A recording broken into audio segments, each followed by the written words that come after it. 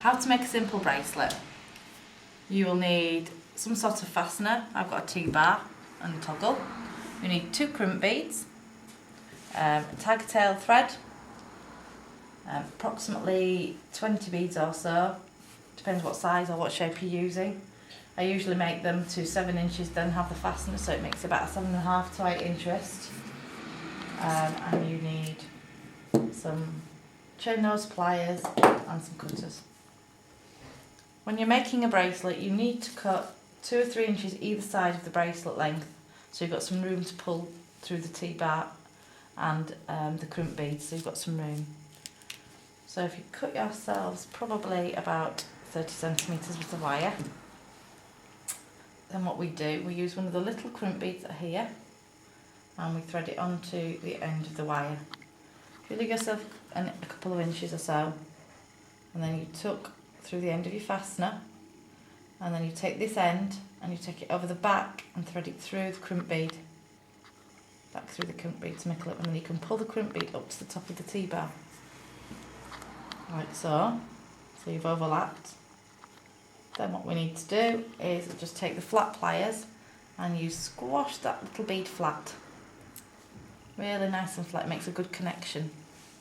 Rather than cutting it off up here, we're going to thread the beads through and then trim it off after a few of the beads have been threaded. To give yourself a little room between the T-bar, I use little ball spacers or seed beads at the end of the bracelet. You thread that through your bead on there, so you get a nicer finish when you've finished the bracelet. And you just thread your beads on.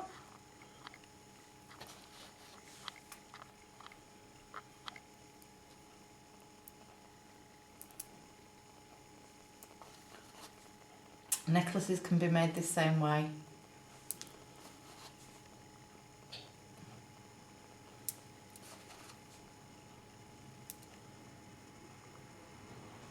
So you thread your beads on, thread them back through the end of the wire, like so.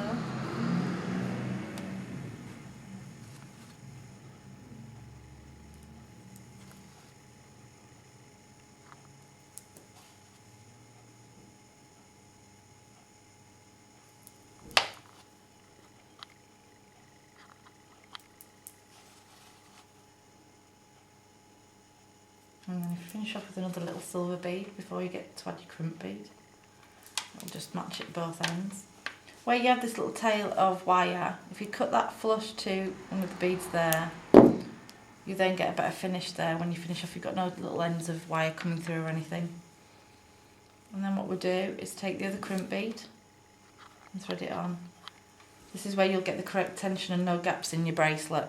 You thread the end on, the other end on, and then you take the longer piece of the wire and tuck it back through the crimp bead, back through the last 2 beads, and then if you hold the bracelet in position and pull,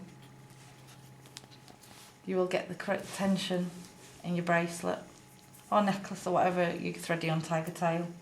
Gives you the correct tension. And then again with your pliers you flatten the little crimp bead. And then if you use your side cutters with the flat part of the side cutter and just trim it off really flush against the last bead, you'll end up with your little bracelet. And you have the correct tension in your necklace or bracelet. And then there you go.